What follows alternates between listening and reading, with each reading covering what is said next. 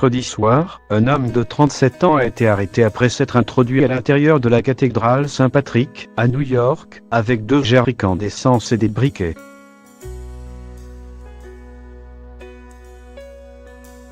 Un homme a été arrêté mercredi soir après avoir pénétré dans la cathédrale Saint-Patrick de New York avec 2 bidons d'essence et des briquets, a annoncé la police, quelques jours après l'incendie qui a endommagé la cathédrale Notre-Dame de Paris.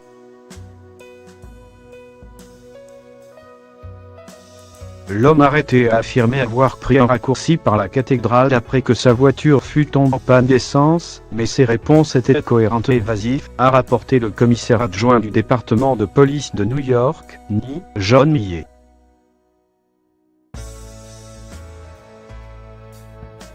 Nous ne savons pas quel était son état d'esprit, quelle était sa motivation, a déclaré Millet lors d'une conférence de presse sur les marches de la cathédrale, une structure néo-gothique au cœur de Manhattan.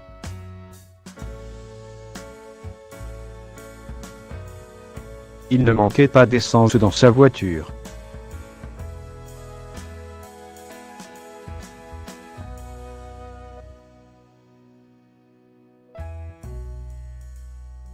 L'homme a été confronté à un agent de sécurité qui lui a demandé où il allait et l'a informé qu'il ne pouvait pas se rendre à la cathédrale avec ses objets, selon la police.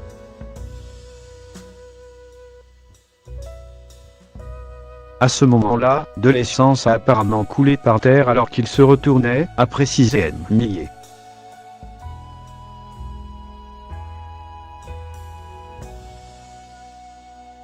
Alertés, des agents du Bureau de la lutte contre le terrorisme de la NY l'ont rattrapé et arrêté après un interrogatoire.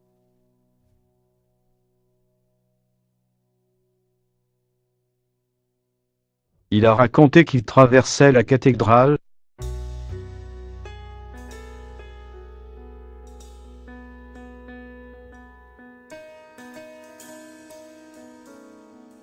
que sa voiture était à court d'essence, a déclaré Millet.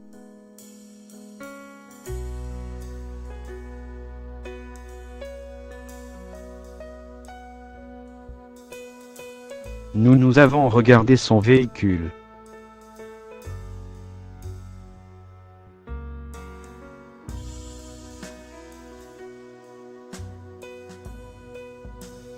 Il ne manquait pas d'essence et il a été arrêté, a-t-il précisé.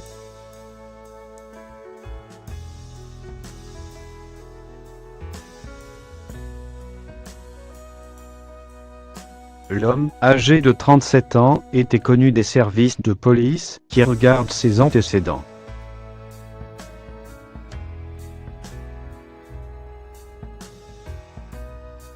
La construction de la cathédrale Saint-Patrick s'est achevée en 1878, des extensions ont été ajoutées au fil des ans et une restauration majeure a été achevée en 2015.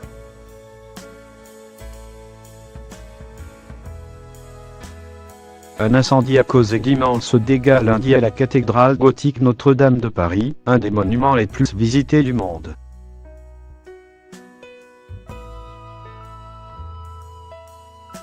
Les enquêteurs privilégient la piste accidentelle alors que des travaux de rénovation étaient en cours dans la cathédrale parisienne.